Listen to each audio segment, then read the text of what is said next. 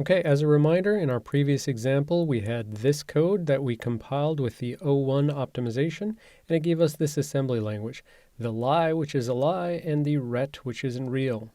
So now we are going to look at an unoptimized version. We're going to compile with O0 optimization level, and that gives us this code.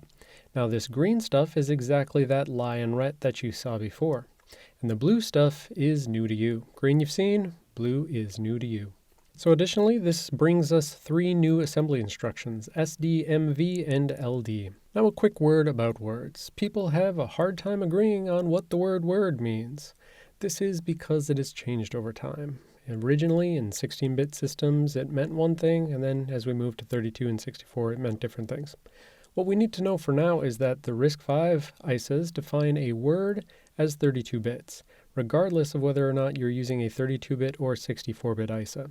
This is okay because this matches GDB's terminology, which uses W as the format specifier for a word. Furthermore, RISC-V ISAs define a half word as 16 bits.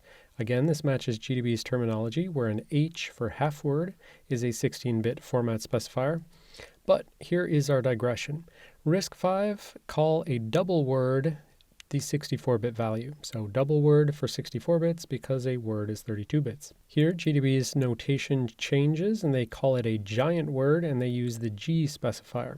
And furthermore, if you've ever done something like Windows programming, you may be familiar with their usage of the term double word or D word to mean 32-bit values. That's because back in the 8086 days, which were 16-bit processors, a word was 16 bits. So therefore, a double word would be 32 bits. But we're in RISC-V world, so we just need to know word is 32, half word is 16, double word is 64.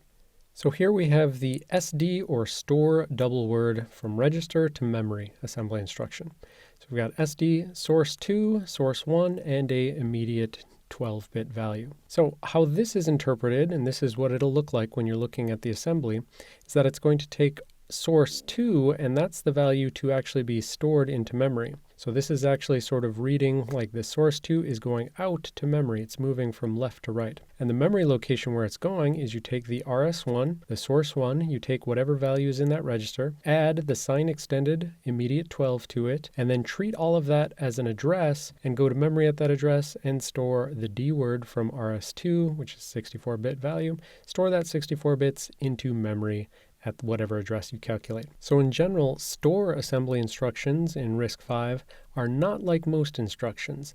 They're read by humans from left to right. So whereas most things you read from right to left, like you take the stuff on the right and you store it over into a register on the left, stores specifically are read from left to right. So take whatever is on the left and store it out to memory at some address specified on the right. RS2 goes into D-word memory at RS1 plus sign extended immediate 12. Furthermore, whenever you're looking at assembly in GDB, if you see these parentheses, that's sort of your hint that there's some sort of memory address or memory dereferencing occurring. So in the same way that, if you dereference a pointer in C by putting like a star in front of it, the syntax that they use for memory references are these parentheses.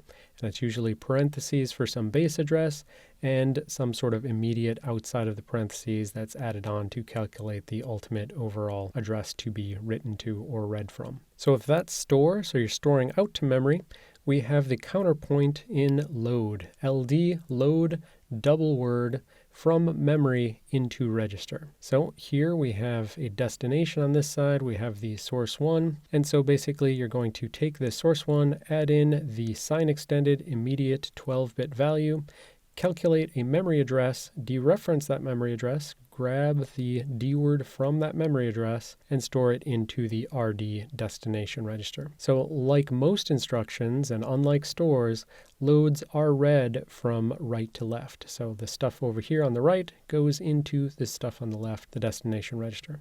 So again, RS1 plus sign extended immediate 12, treat it as D word, and pull the D word out of memory and stick it into the RD register. And again, just the presence of parentheses should be the hint that there's some sort of memory reference, memory dereference being used in this assembly instruction. So then we go and look at our assembly instructions, but we are not going to find LD and SD here. We look at all these other L's and other S's, but we don't find it. And if you were paying attention on the previous slide, you'll know why. That's because the LD and SD are actually part of the RV64I base instruction set. They are some of these additional instructions above and beyond the RV32I.